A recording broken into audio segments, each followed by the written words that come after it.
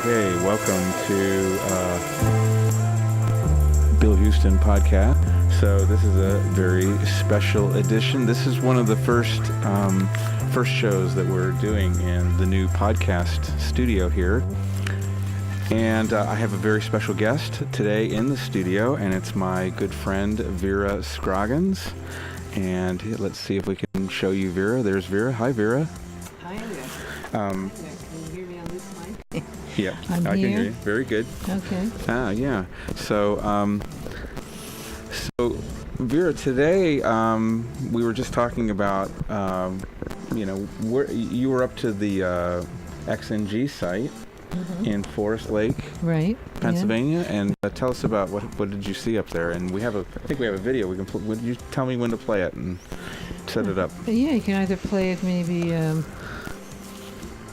while we're talking, or maybe the voice without the voice or something. I'm here on the corner of Lake Hill Road in front of the CNG plant, XNG, and I'm smelling strong smell of mercaptan. And I'm on the corner here, and I'm walking on, I don't know if this is considered their property, where my car is parked, and I could say I'm walking on the property here on the edge, the grass, wherever their property starts, and I'm smelling strong smell of mercaptan. And this I've smelled many times being here, and I'm reporting this to the DEP. This needs to be investigated. Why should we have all this release of this gas, this mercaptan? Why should this be? So there's where my car is parked. This is North Road, 4007 State Route.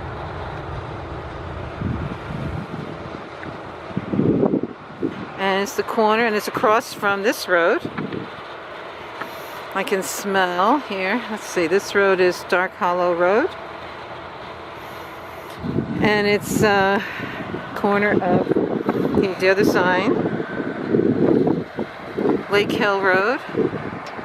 This is Forest Lake Township. Mailing address Montrose, Pennsylvania, Susquehanna County.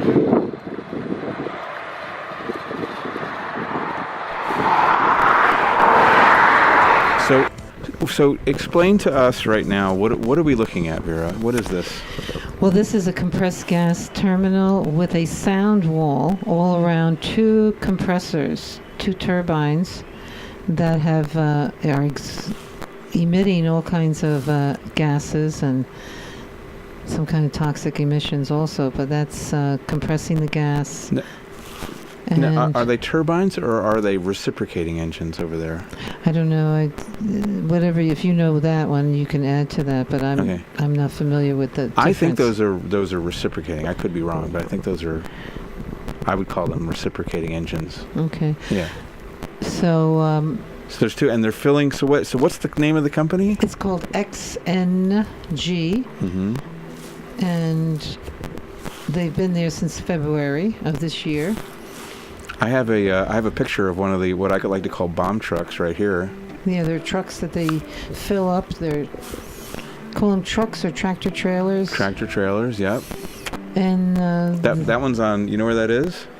That's Old Vestal Road. Oh, that's Old Vestal Road. I can't tell from here. It's kind of in the vicinity of Gates Road. It's like I was standing on the corner of Gates Road where it kind of goes off to the right where WSKG is. Yeah. And that's Willow Point Nursing Home. It's like I did a little Photoshop right there. I moved the sign. I accentuated the sign for the purposes of this composition. Oh, okay. I cheated a little bit. Is that okay? Sure, it's Photoshopping, I guess. It's a Photoshop thing. But it just shows how close. Imagine what the blast radius of this is. There was a CNG garbage truck that blew up in Indianapolis, and it sent shrapnel. It sent like a big giant tank 1,200 feet away. So we know that's the consequences. That's the potential impact radius. So now I've lost the shot. There we go. Let's go back to the compressor station. So they fill up these trucks, and where do they take them to? Well, the thing is, when I went there today, they take them to New York about 2.5 hours away in Manheim, New York. But the thing is, when I went today, I got stopped at the corner of Lake Hill Road and North Road, and I smelled a very strong odor of mercaptan. And I've been smelling this mercaptan, which is an odorizer for the gas. And it was very strong today, and the wind was towards me.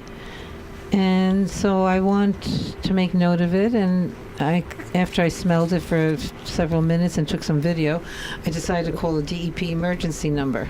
Oh, really? So I did, and that was around 4:30 or 4:20, and I got somebody answered right away, and I told him this needs to be investigated. I'm smelling this odor. You got a response at 4:30. That's great. Well, I got a response. I called about 4:20, and I got a response around 4:40. So about 20 minutes later, they called me back. No, they responded right away when I called. Yeah. He took the information. He said, I'll contact a DEP investigator. They'll call you back. Yeah. And they called me back in about 20 minutes, and then I told them, something has to be done. Why should we smell these odors?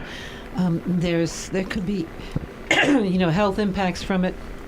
And there is. I looked it up. There's all kinds of health impacts from smelling ongoing mercaptan, whether it's short-term or long-term. Oh, short-term or long-term chronic exposure. Yeah, can, and they can basically cause... know. They basically know even the short-term. This was even short-term that I was reading about later today to learn about it. But it's all kinds of respiratory and skin responses and headaches and breathing and it's something that we shouldn't have to smell. Right. So I wanted to make sure this is okay. And then they called me back again, DEP, and the inspector called me, Mr. Eric Rooney, and he said he would be coming out from Scranton to check it out and see if there was any combustible gas. Where is it coming from? Is the odor still there? And then he went, because then he called me back maybe 3 hours later and gave me his report. So I just want to point out, this is the day after Thanksgiving. This is Black Friday on 2017. Right. And this guy is working late on a Friday to come out. Well, he's part of emergency response right now. He's doing time for emergency response. So he's must have been covering that. And because he got information around maybe 4:40, he got the information, and then went out from Scranton, the Scranton office, and he was able to say he did smell it when he got there, and then he went on the site besides the corner where I was standing, and spoke to the people there, personnel, and they tried to figure out where is this odor coming from, and they think it's coming from this waste oil tank. And where, relative to what we're looking at right now, where is the? Can you describe where the? Yeah, I'm not sure where the waste oil tank is. I understood or assume it's in the back there, behind that actual compressor area and that fenced area. I thought it might be in the back somewhere. So maybe it's within that fencing. I don't know. So this waste oil is what is the source of this waste oil tank? Right. They said there was a cover on it that wasn't tight, and that it needed to be tightened, and then that could reduce the odor that's being emitted.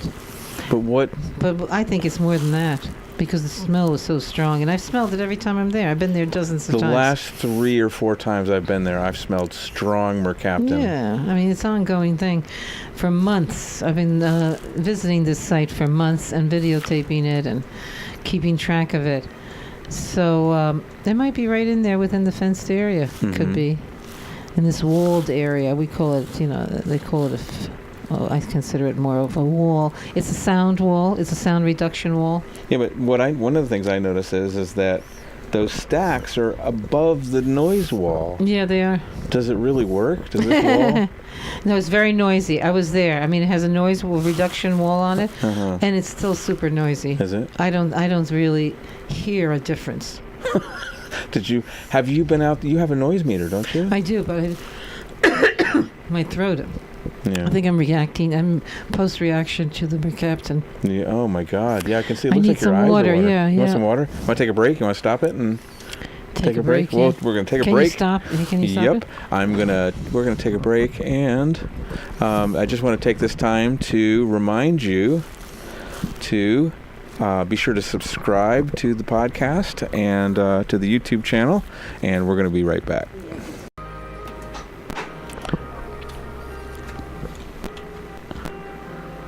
Okay, and we're back, and we're still talking with Vera about the natural gas. What do you call it? Is this it's I don't know what to call it. Compressor station. It's got compressors on it, but it's a gas. It's a truck filling station, right, Vera? Terminal. I call it kind of a compressed gas terminal. Yeah, sorry about the bad switch. Terminal. Yep. And we can show maybe the rest of the video. You want to go back to the video? Yeah, we can show the rest of it another, whatever it is, a minute or less. Okay, let's switch over to that and see if we can...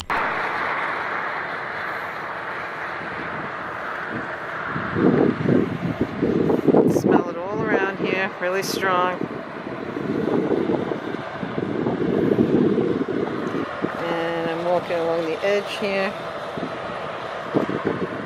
And so I don't know when their property starts. There's some kind of fence here. I don't know if this is considered a right-of-way edge here. The dirt road, Lake Hill Road. So please, DEP, investigate this and find out and test it. See how much is being released from this plant. Thank you. And they did, right? They did. Yeah, that was great. They responded quickly and reported back. I asked them, I said, please, can you contact me with the results of your visit? Yeah.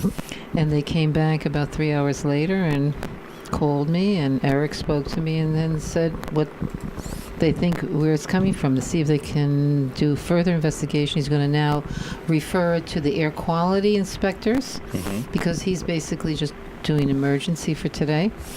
He didn't find any combustible gas. He had a meter to test if there's any combustible gases. He didn't find any. Is mercaptan considered a combustible gas? I don't know if it is, yeah. Yeah. Okay. It's an odorizer, so I don't know whether it would be considered that. So, but it's active in like super low quantities, like what was Hope saying, parts per billion, right? Yeah. Yeah. So, or trillion, parts per trillion. Or trillion, yeah. And so in the maybe Monday, today's Friday, so Monday, the air quality people will be contacted. I also wrote to the air quality, one of the specialists, Mark Wexner, and told him what happened today, so I sent him an email. And we'll see what else. There's maybe leakage from the trucks when they're filling the trucks. And there could be, after they fill the trucks, there's some kind of a release.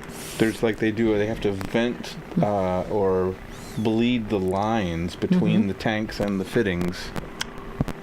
So there might be a release of mercaptan that way too. Yes. Yeah. There's homes near here that border this property. Yeah. On all different sides. And we should make sure that their air quality is safe, that they don't have ongoing exposure to something like mercaptan or anything else.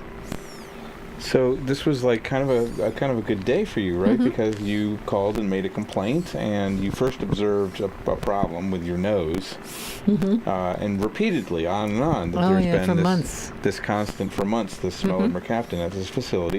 You finally called DEP, and they came out. Yeah. Yeah, and you thought the guy was pretty good?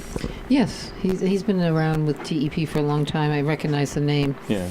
So he's been around for a long time. So I'm glad that was started and done for today.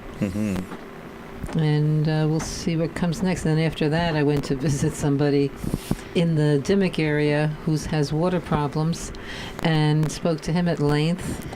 And he's been struggling with water for 6 years. So you see that blue flame on the screen. So is this blue flame? Is this related to the second person that you talked to? Right. Then the second person. Can you say what his name is? Yeah, I guess so. Ken Morcom. And what township does he live in? This is in Dimock Township. Susquehanna County. Susquehanna County, where I live, my county. Yeah. In Pennsylvania, and he showed me how there's so much methane in his water after they fracked nearby, and that was, I believe, 2012 maybe? When did they do the last fracking in this area? 2012, October and November of 2012. Right. So then his water turned dark brown, which I had seen when it happened. A couple of months later, his water turned chocolate brown. Oh my gosh. I went to his house, heard about it, and he showed me. They gave me even a container of it, a glass bottle of it. A glass bottle of Ken Morcom's brown water? Yeah, of his gross. chocolate water. Uh-huh. And then it changed to high methane. Now it turns a milky white. Oh, God. And they've had water deliveries for several years now, maybe 6 years. They're up to 6 years. Cabot delivers water every day and tops off 3 water buffaloes for them. They have animals. He has a pig farm, a small pig farm. Has some goats and a couple of cows and dogs I saw there, 3 dogs at least. And he showed me the water buffaloes, special sheds for them that are insulated with, 2 of them have electric heaters, lots of insulation, 100 amp electric panels, and he has to pay for the electric. Wait, 100 amp electric panels just for the heaters in the in each shed. in the water buffaloes. In the water buffalo, per shed, there's 100 amp circuit breakers. What? Yeah, it was like crazy. I couldn't believe it, how much they have in there. And who pays for the electric? Cabot pays for it? No, the landowner has to pay the electric. Wait a minute. He says up to $500 a month. I thought Act 13 said that the landowner isn't supposed to burden any of the cost of the replacement water. Well, they're not following the law here in Pennsylvania. That's what we are trying to get them to follow, the letter of the law, to protect the landowners, the residents of Pennsylvania that are impacted very heavily by the gas industry. Yeah. So he gets bottled water delivered once a week. Now, how come only Ken gets bottled water? What about the other people in Dimock that have contaminated water? Some of them do. There's still others getting bottled water on Carter Road. Debbie May family gets bottled water. Really? And she has a filtration system that's supplied by Cabot. Wouldn't you say that, what would you say about Debbie May? Is she like pro-industry or against the industry? She's now pro-industry. She wasn't pro in the beginning, but she... Because wasn't she in Gasland? Mm-hmm. She was in Gasland with her animals that were sick from drinking the water. Yeah. And that's what Ken finally found out when the water was starting to change, that his animals stopped drinking it. Oh, wow. So that was an indication for him. They were like, I ain't drinking that shit. So he's been given an offer by Cabot to buy his place. Cabot made a settlement offer? Yes, made a settlement offer of $300,000. Holy God. And he feels that's not enough for what he has. Yeah. He has about 10 acres there, and a new barn he put in, a couple of barns, and did all kinds of landscaping and changing of the property so that he could use it, making it more level. And he'd like to move to some place where he can drink the water and not have people there every week, just about every week, testing. Mooney is the testing company for Cabot. They've been the testing company for Cabot like all the time, like the for whole years time, now. right? For Well, years. not always, but for several years now. Before that was Quantum, and Quantum is a water testing company. yeah, another water testing company from Scranton. So they get people there every week or every other week, and then DEP goes in there periodically. And so they're tired of all of this invasiveness of years of, people working at the place, checking it, bringing in water. So he's reached his limit of waiting for things to be fixed. Cabot told him it would be fixed. Cabot tried to drill a water well for them. That didn't work out. They hit gas pretty quickly, and so it became more of a gas well instead of a water well. Mm-hmm. Oh,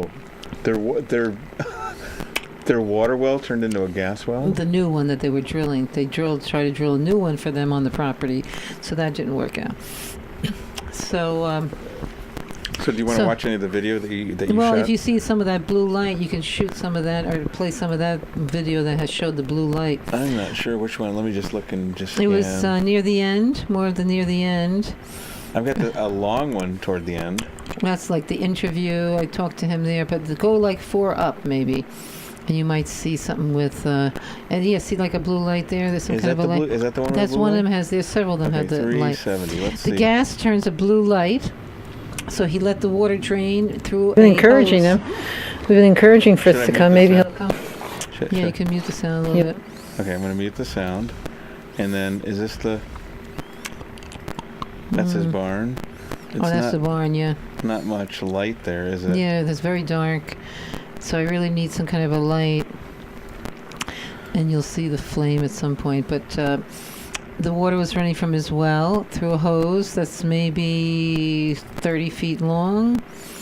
And then he puts it into a 5-gallon plastic bottle. Oh, here we go. There's a flame there. Let me go back and then as it builds up, you have to let it run for a while. The methane builds up.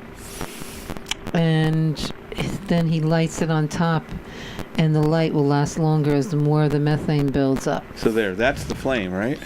Is that the flame? It might be, yeah. And at some point, and it looks like a stove, you know? You could... The blue light from a stove.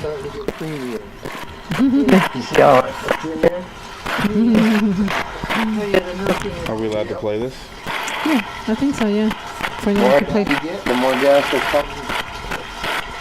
Or you can mute the voice. Well, the roof gets really... So what did he say? He said the longer it runs, the bigger the flame gets? Right. He says like he'll run it even up to a half hour and then it gets really more pronounced. It's really hard to see it. Yeah, you have to find another one. The other one, some of them videos showed, a good amount of it. You think that another... I have to put it together and maybe compress the better parts of it that you can see it. Oh, here's a good... Look at that one. Yeah, there's the flame. Yeah, right there. Okay, let me go back. Yeah, and he's... how do I... I'm still learning how to push all these buttons here. Okay, so he's just lighting... What was that he lit? I wish he lit that longer so we could see what was...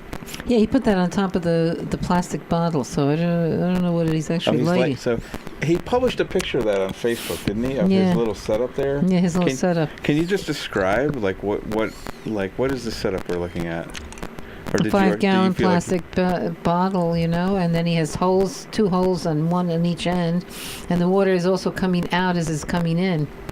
So that's the rushing water noise that we hear on the video. Okay. Rushing water, but I don't know what is on top. That he lights. It's just like a little valve or a vent or something. Yeah, on top. it almost looks like there's a wick on it too. It almost felt like that he was lighting something, but maybe not. It was dark, so I have to see better with some flashlight. It would be good to see it in the light. Okay, so we've talked about your experience at XNG today and your experience calling the DEP, and they seem to be... So how do you... would you say that the DEP seems to be more responsive lately? Or is this a change? I don't know. I don't know if I see it as a change. I've seen them respond before something like that also. When I've called, if there was something I noticed that seemed critical.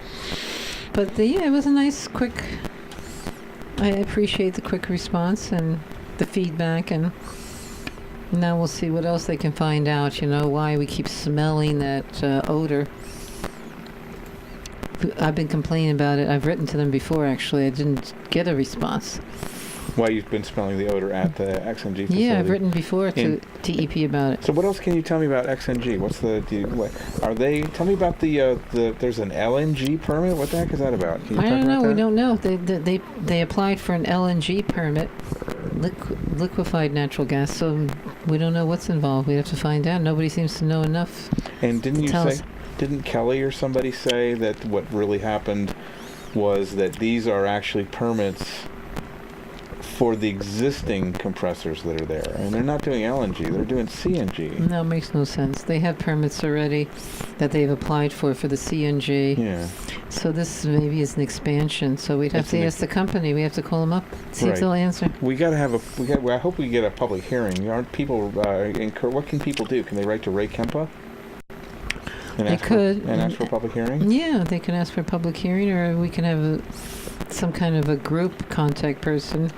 So we can put that. I don't have the information handy, but we can put that up on the screen before we release this. We'll put up Ray Kemple's contact info. Yeah. And people should say what when they write to Ray Kemble? They should ask for a hearing, a public hearing, and an extension of time in the application of the XNG new. It's compressors for an LNG facility, right?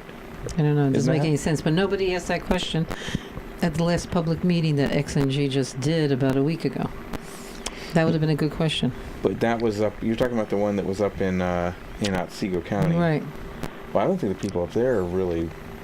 I mean, they're mainly concentrating on what's going on in their neighborhood. I know. I'm not sure. I mean, you're pretty much you and us, you and me and Yeah, Craig we're, and a few we're others here in Pennsylvania. are the ones that are really kind of keeping an eye on things on the southern end. Mainly you. Right, and then so that was, I thought it was a fruitful afternoon. Yep. So Vera, can you tell? We have a common friend, Ray Kemble. Yes. So tell me what's up with Ray Kemble and what happens December 11th. What's that all about? Well, December 11th, we have the first hearing in this slap suit that Cabot has placed, Cabot Oil and Gas, on Ray Kemble. And that might have been when, in September? August or September? Yeah, but wait a minute. Slap suit. You have some experience with slap suits, don't you? Yes. I was given a slap suit, and it might have been 2013, 14. I can't even remember. It was the same, wasn't it? Same company, Cabot Oil and Gas. Same attorneys. Same attorneys, Amy Barrett and Jeremy Mercer. Jeremy Mercer. Yeah. And And now they're going after Ray Kemble, another outspoken activist citizen who has bad water since 2009. yeah. And they're trying to say he has violated a settlement agreement, a non-disclosure agreement by speaking out. And a non-disparagement clause, right? Mm-hmm. Non-disparagement clause. Yeah. I was just telling Ken about that there's non-disparagement clauses in these non-disclosures. He didn't know about that part. So that means you can't speak ill of Cabot, of the company. But wait a minute. But it goes both ways, doesn't it?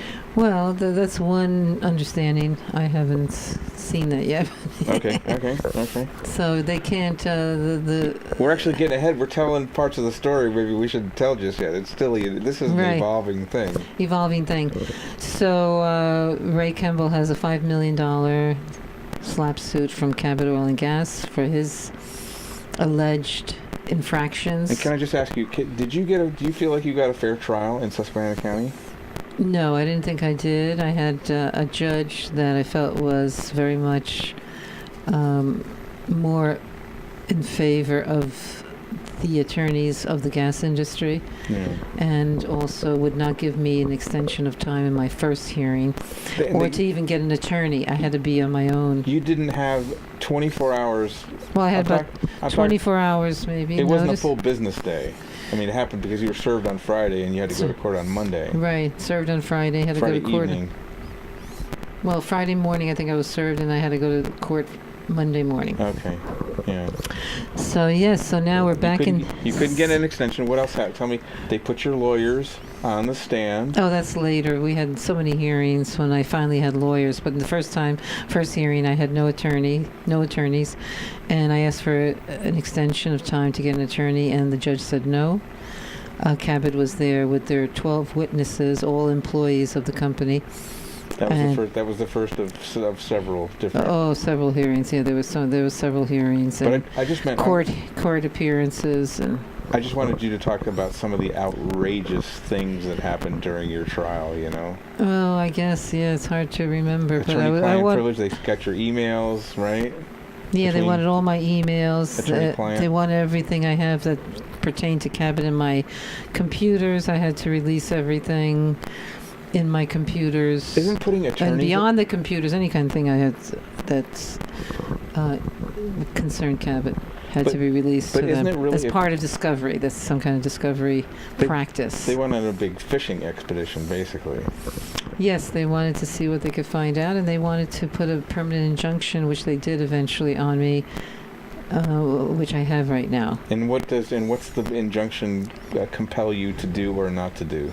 Well, I'm supposed to stay a certain distance from their sites, the Cabot sites, which is 100 feet from their sites, and then 25 feet from their driveways. And then if I park on the road that's near their driveways, I have to park 100 feet away from the driveway in a properly parked space. And do you still do tours like you were doing? Yes, I still do tours, citizen gas tours, and I have to make sure even the people I bring are not crossing the line or going on their property. Really? They consider anybody stepping on their property is trespassing. So this applies beyond this buffer zone stuff. Applies to anybody that you're with. Well, really. basically, yeah, they don't want me to encourage people to trespass or, to make sure I somehow control their movements.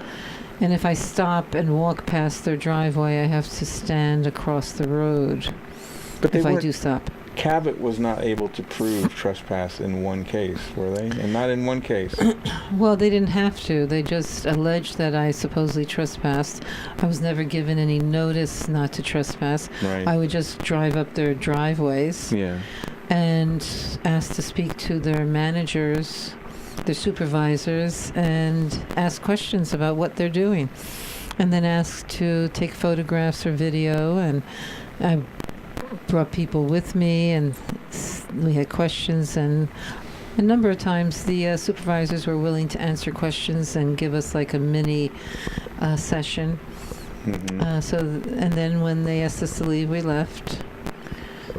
So it was basically I had so many tours going on, up to about 4 a week. 4 a week? That's incredible. Yeah, there was a lot for a while. There were so many. People from all over the world, and also from New York State in particular. You had journalists, you had members of parliament, you had all kinds of farmers, documentarians, farmers, citizens. You had veterinarians from Australia. Yeah, people from 5 continents on our planet, from all over the world, all different countries, who were interested in the fracking process. What will it do to their land, to their air quality, water quality, their health, and to their communities? What changes could they expect? Would they be interested in doing this? And most of the ones, when they saw what they were doing, they found it disturbing and unacceptable. So I want to let's bring this back to Ray really quick, but I want to ask you, because this is a segue to bring it back to Ray. Didn't you win some kind of honors for your work in documenting your work in the gas fields and taking these tours? Didn't you win an award that Ray just won? Right, I won the the Sentinel Environmental, the Frack Tracker Sentinel Community. Environmental Community Award last year with 2 other citizens. Nice. And others won the year before. Now we have some new ones that have won, Frank Finan and Ray Kemble, and then a third person whose name I don't remember.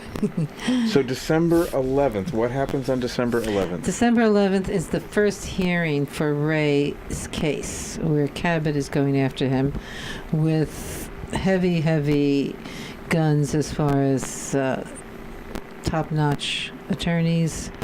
And they're willing to show to the judge that Ray has somehow committed infractions of breaking his settlement agreement, speaking disparagingly of Cabot, and also have filing a frivolous lawsuit prior to this, suing Cabot for further water damage. So what if people care about and I just want to ask a quick detour. It's like what's happened in the fractivist community, like the New York fractivist community?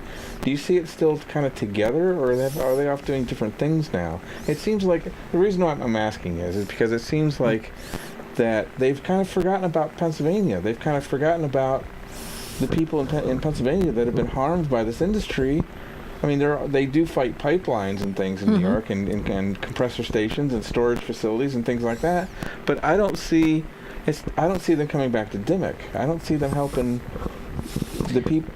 Well, they got a lot to do to protect themselves. So New Yorkers are very busy with the infrastructure and being able to somehow curtail that, stop it, have it further investigated, see the environmental impacts, the health risks, safety risks of more and more pipelines. The industry is constantly wanting to put in additional pipelines. Yeah. It's an endless process. Besides more compressor stations, besides more power plants, And it's a very invasive, ever-expanding industry. So they're very busy. The people in New York, people in New England, New Jersey, Western Pennsylvania, and other states beyond that, doing what they can to keep these risks out of their communities.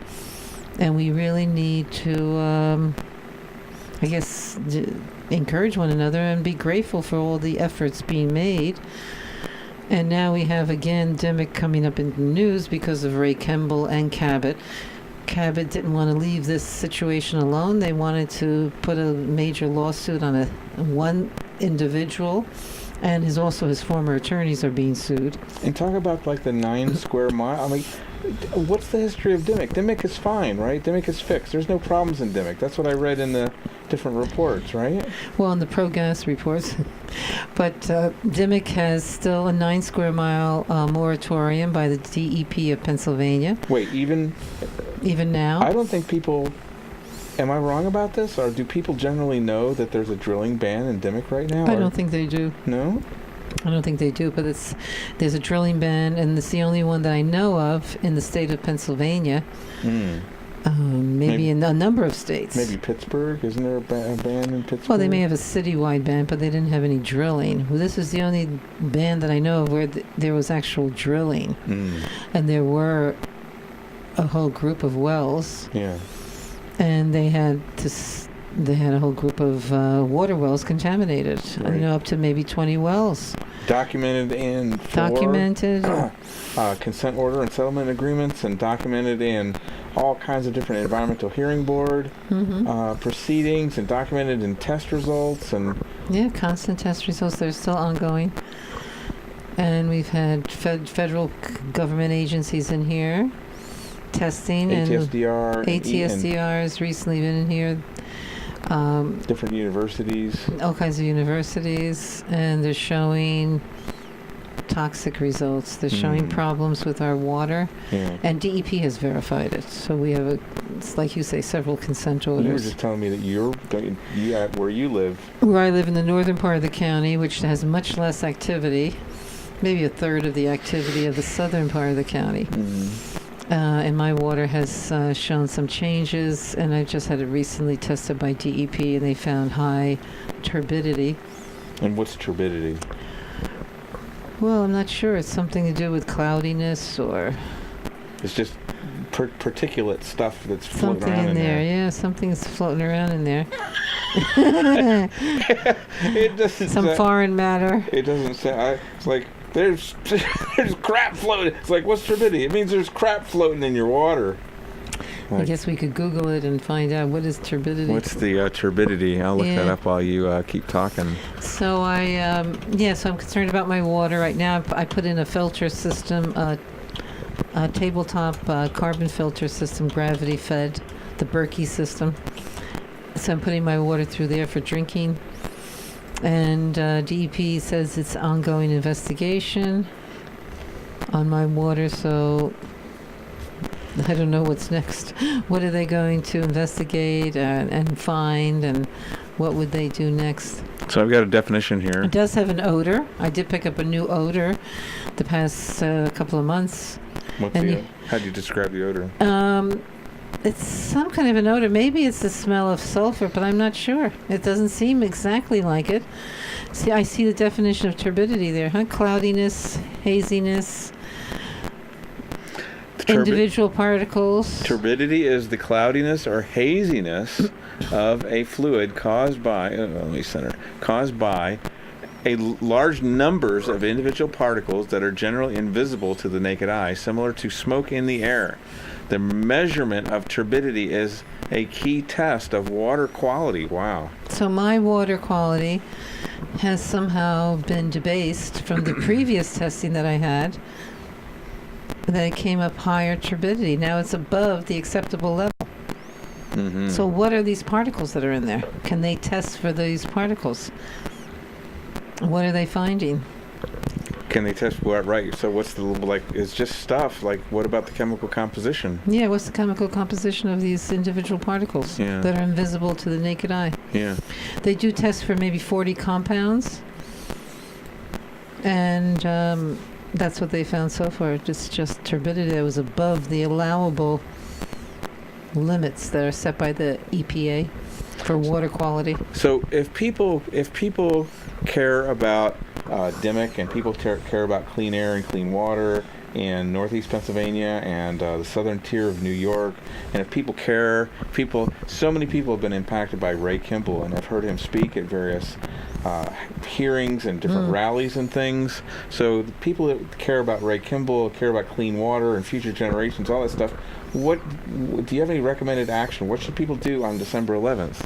Well, December 11th starts at 9:30, the court hearing, and they're going to listen to several people and lawyers. Please come and either fill the courtroom. It's a nice old, that's been refurbished courthouse from the 1800s. Come and sit, and then also be outdoors and hang out with everyone, and bring signs if you like for the outside. And Because their signs aren't allowed in the courthouse. yeah, signs aren't allowed in the courthouse, and then also supposedly videos and cameras are not allowed inside the courtroom. Well, we're going to try to... We're going to see if we can get permission to do it, to have some cameras in there. It would be nice to do that. Yeah. They really should start to open up courtrooms. That's one of my contentions. They should live stream. We have now live streaming. Why not? That goes on. We need real transparency in the legal system, and start to live stream these hearings. And Yeah. people can see what is actually going on if they'd like to. If Yeah. they'd like to watch and see what we go through It's and what kind of arguments are made and how the people are treated by the whole system. Yeah. How the judge is talking and makes decisions, and the lawyers of who are the prosecutors, who are the defendants, who are the plaintiffs. So it's a good education too to see how the system works. Yeah. It would be great to watch. So you think people should come to the Susquehanna County Courthouse Right. in Montrose, Pennsylvania? What's the address? I think it's on Maple Avenue, Maple and Public Ave in Montrose, Pennsylvania. 9:30 a.m. 9:30 a.m. December 11th. That's a Monday morning, December 11th. Mm-hmm. So I want to see all of you, all of my friends that are New York fractivists and... I don't know if you have a picture of Ray that can come up quickly on your computer, but if you want to show him. Oh, there's Ray. Okay. So Ray Kemble. So he's the last man standing in Dimock, and we like to say that because he is... Everybody else is signed on various kinds of gag orders, and Ray is the only one that's still speaking out. And everybody else, and it's a great threat, right? The people are threatened with various, contempt of court, and we know plenty of people that are afraid to talk. Don't you know? I don't know if we want to even say their names or not. No, we know a lot of people who are afraid to talk, but a lot of them also have gag orders, so they feel they can't talk, or they try and talk around them. Yeah. So we need more people to speak out. Like now, Ken Morcom is starting to speak out more. We'll see how far he'll go. But Ray's been speaking out for years. Yep. And he's gone through some heavy things, whether even threats from people connected with the industry or workers. And so he's had his tires slashed in his driveway. He's had a couple of dogs killed on his property. He's had a dead duck that was thrown that I saw personally in front of his house on the road near the edge of his property. Oh my God. So he's had threatening phone calls. And now he has like hundreds of dump trucks and industry trucks that pass his house hourly and daily. They're building hundreds in a day, right? Maybe 1,000 in a day. And hundreds. this goes on and on for years. There's so much being built, so much being done, so many wells that are being drilled. We have 160 wells, I believe, about in Dimock alone. And now they're building a monstrous pad up the road, about a mile or two up the road. Myers pad, and that's a Cabot oil and gas pad. Yep. And it's huge. It's going to be at least 8 wells, and all of that activity connected with that goes on for months and months. So it's very stressful to live with. Besides the air quality changing and degrading, There's noise pollution, there's light pollution, traffic pollution, and of course water pollution. So why should people care about Dimock, and why should people care about Ray? Well, they should care about Dimock because you don't want to have a Dimock in your community. You don't want this to spread. And we have now several communities in my county that are affected. We have sections with several wells throughout my county. Lennox is one? Lennox has got 2 or so. Now I'm hearing about another one that's developing in the Jackson-Thompson area of my county. Mm-hmm. So it's Auburn has, Auburn, Springville, they all have contaminated sections. So the thing is, you don't want this in your area. And Ray is important because he's a citizen, an average person like anyone else. He used to be a gas truck driver, a water truck driver. He's been a whistleblower. He's spoken out and made all kinds of testimonies in so many different committees, whether it's on the state level, on the federal level. And this is, you're, as an American citizen, this is what can happen to any of us, to you or anyone. If you speak out and you decide not to just hide and be afraid, the industry can come out after you, and they have lots of money, lots of lawyers, and you can be harassed, taken to court, vilified, given some kind of horrible fines. Like right now, they want $5 million from him. Of course, he doesn't have $5 million. He may not have $5. So this is absolute, what we call environmental justice issue, and it's an environmental injustice issue, where polluting industries can harass citizens, give them a hard time, scare them with lawsuits. And isn't that the essence of a SLAPP suit? This one. And it's a strategic lawsuit against public participation. There you go. So they're trying to reduce public participation, public outcry, public outrage. Let's squash them as quickly as we can.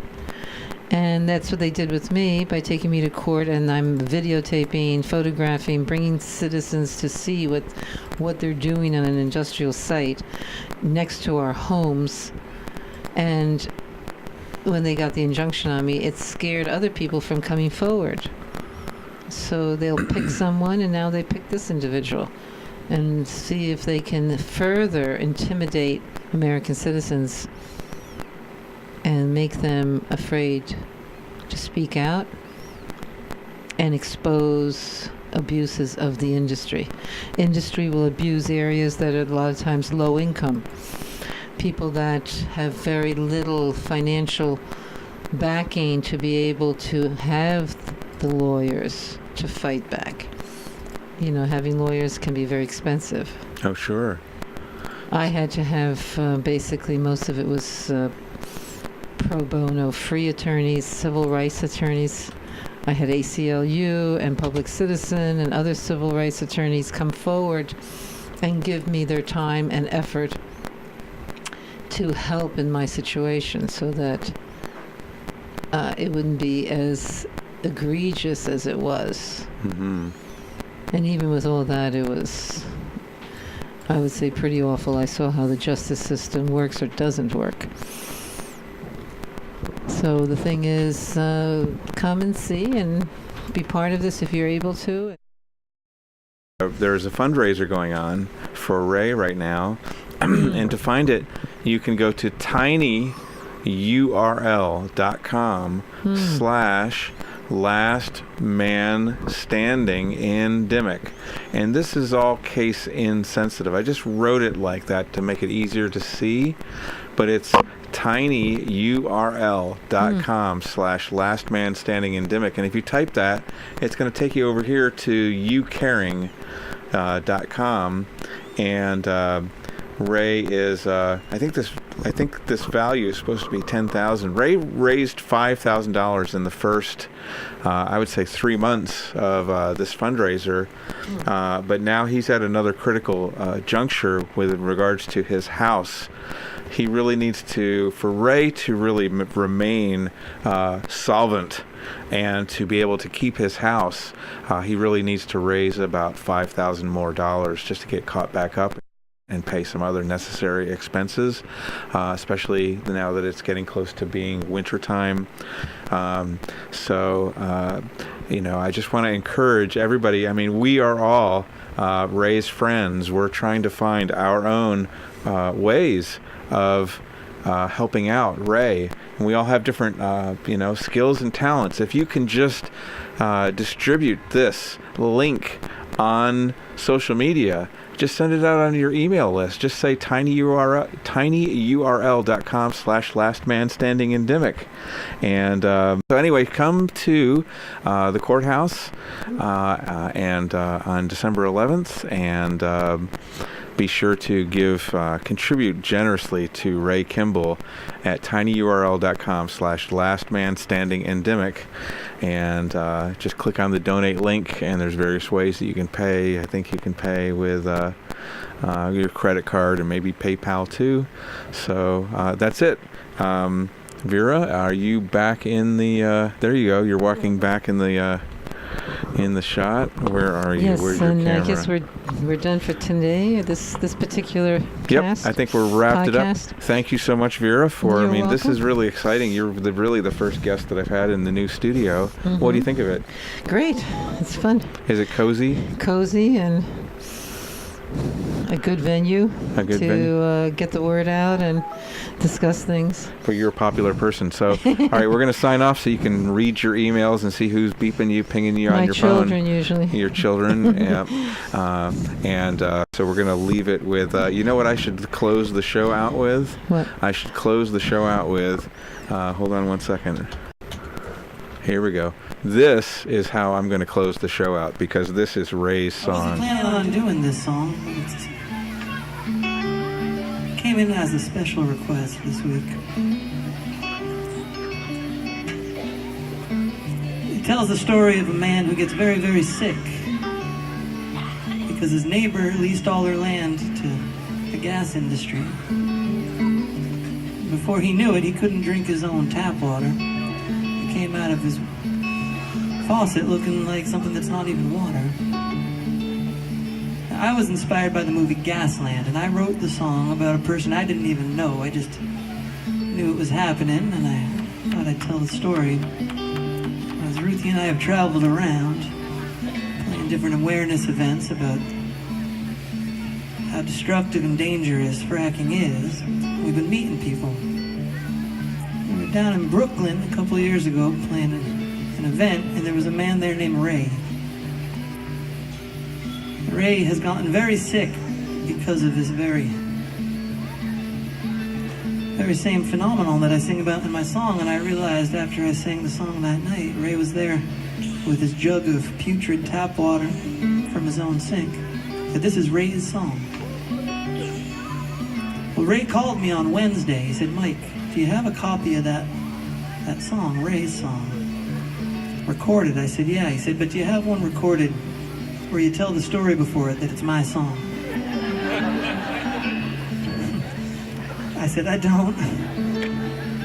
But I'll tell you what, I've got a hoot this weekend. Maybe I'll put it in the set list and I'll tell your story." He said, "That'd be real nice, because there's some people making a documentary about him, because he's now being sued by Cabot Oil and Gas for $5 million to try and shut him up.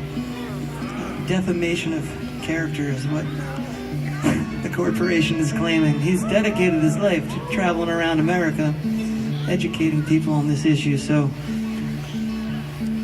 they're going to try and shut Ray up, but they can't shut me up, and they can't shut all you up either, so I'll do this one for Ray.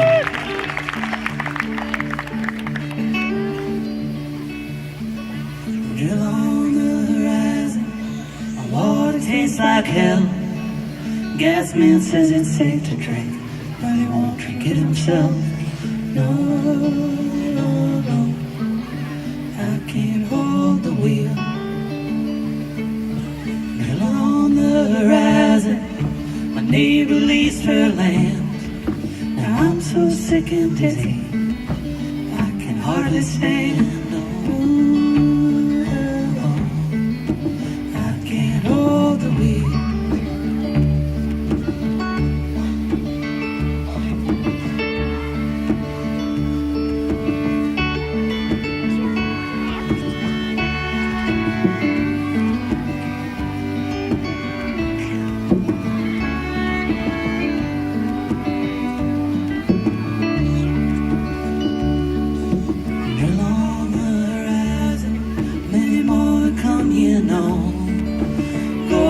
Tell my true love I got nowhere else to go.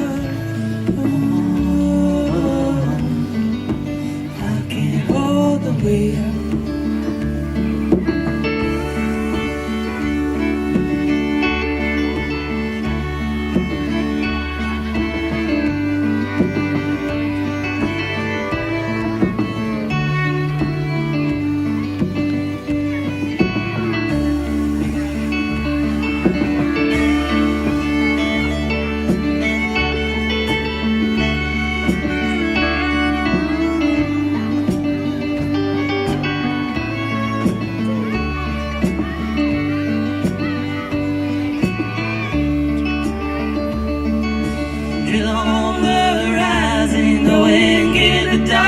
Quick, go and tell my true love this here gasland's making me sick. Oh no, I can't hold the wheel. One more time.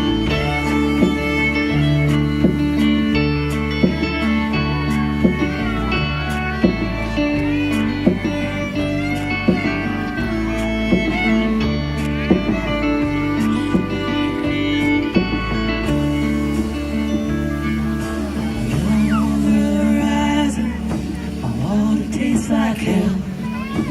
Gas man says it's safe to drink, but he won't drink it himself. No,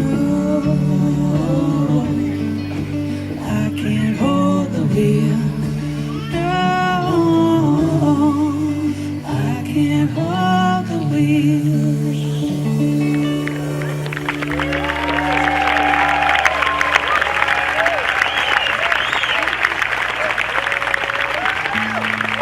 That's Ray's song.